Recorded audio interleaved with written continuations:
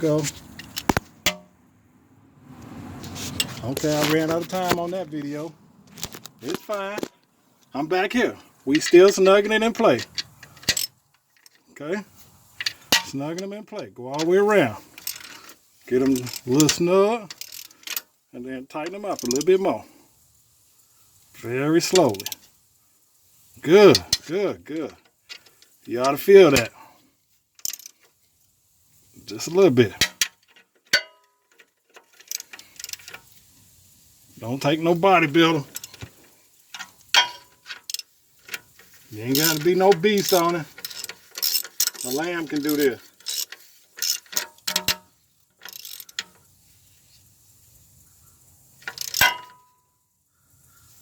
Okay. Go back around. Make sure I got all of them. You know, double check. Nothing wrong with double checking. Would you rather do what you call wasting time? It's never a waste of time when you double check. Okay? The waste of time is get stuck on the side of the road because you didn't double check.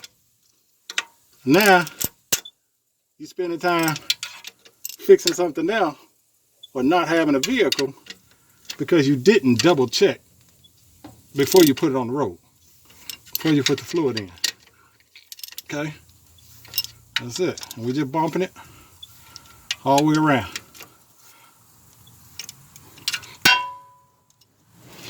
My friends,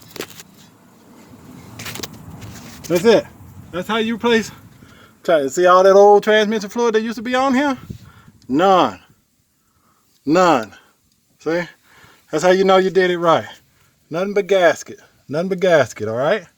So we're going to go up top. We're going to put some, go ahead and put some transmission fluid back inside. And, yeah, back inside. I keep flipping up. And then we'll run it through the gears. That means we're going to put it in each gear. Count to about 20-25 seconds per gear. And then run down, double check. Each gear about another 10 seconds. And then put it in whatever gear, probably neutral or park, probably neutral. And then we'll go ahead and check the volume. And we'll know what we got. I'm going to put the about 3 quarts in of what I got. And then I'm going to top it off with some of this old fluid just to balance it out. All right. This is easy does it. If I can do it, so can you. So get to work. All right, folks. Now, the better way to make sure you got the right amount in there, in the drain pan that you caught it in, it don't matter. You can leave that little gasket. That ain't going to make no huge difference. You can always line it up, but you got to put it on level ground. We ain't got it level yet. I just wanted to show y'all this before I bend my back. And put it on some level, and then you'll notice it has a measuring table on it. 1, 2, 3, 4, 5, 6 quart. So, and it looked like it goes up to 7 quarts with that last line. So what we'll do, we'll place it on level ground, see how many quarts goes back into the transmission since it was working good, and then we'll know how much to put back in. All right. So I'll check with y'all in just a second when we start changing it through the gears.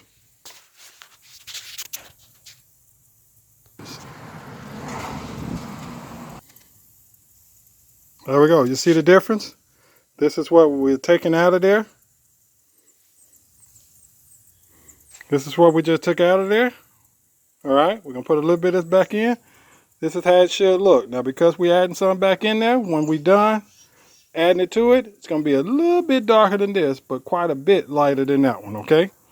And then we'll do it again, do this transmission service again in about 9 to 10 months. And then we'll try to see if we can wean out some more of this old fluid. And then eventually we have nothing but fresh fluid. And it'll be looking just like that, a bright red, pink red, okay? That's what we're looking for. That's the difference. Another thing, most folks don't normally show you this, but you end up finding out the hard way. Since I'm using this funnel here, when you close it off like that, if you put it all the way in like that, sealed off, then now it won't have a vent hole, so that when you put transmission into here, for it to keep going down, and it'll end up spitting it back out, and it'll run everywhere, and you'll lose a lot of your transmission fluid. Plus you'll get air pockets inside or cut in between there. So what you want to do is kind of have it leaning out. See that slight opening right there? See, it's tight. Then we want to pull it out some, just like that. Have that little slight opening right here on the edge, on either edge. And then so when you pour in the transmission fluid, if I can show you this, it won't bounce back on you.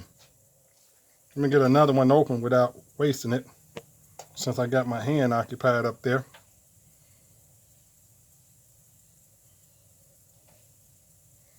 Okay, so this is real time. I'm gonna go ahead and so you can see it. Now we're pouring it. You ought to be able to hear it. And it's going down in there because we got our little vent hole right here. See, right there at the bottom of the bottle there. And so air is able to release and the transmission pan is able to receive. Most folks don't show you that and don't tell you that. But it's very important and vital, especially if you got the exact amount of transmission fluid that they recommended. These bottles here were 75 cents a bottle. Clearance. Advance. At Advance Auto. I wouldn't believe it if he didn't tell me.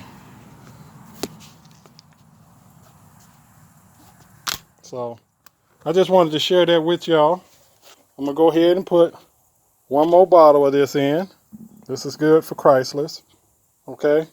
And then I'll fill up this bottle with some of that old fluid in the pan over there. You follow my finger. Look like I got an Arsenio Hall finger, but I don't. But it worked out okay for this explanation. So I'll check back with y'all in just a second when I start running through the gears. All right, so you'll notice, if you can see down in there, there we go. We got it full of the old transmission fluid. So what do? Take our funnel back, bring it on around here.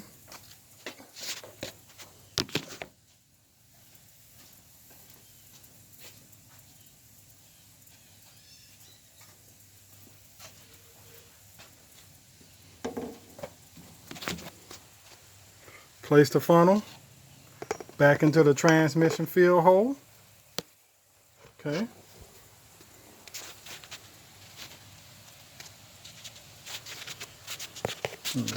Pour it out a little bit.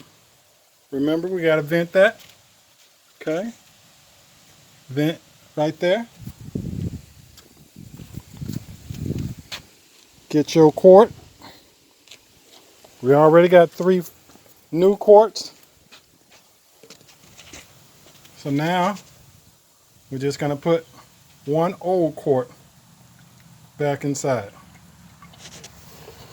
And it ain't pretty looking, no, but it's needed. It's what they don't tell you. You put all fresh fluid back in there, you're going to definitely shock your system. It ain't used to that. It ain't used to running with that. And some of the metal shavings turned into are pieces of your gears, so that's grit.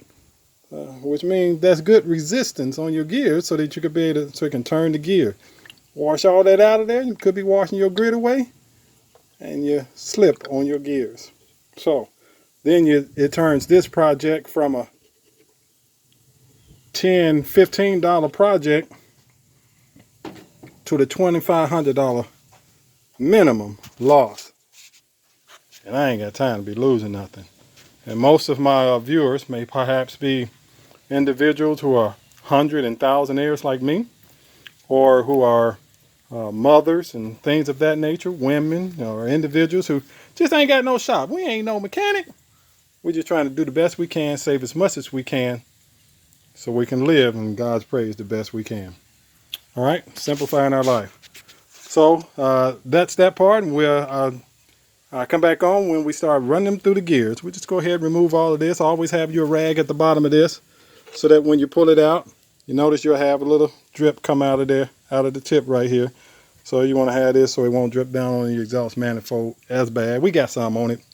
It'll burn off. But this is easy does it. Check back with you in just a second.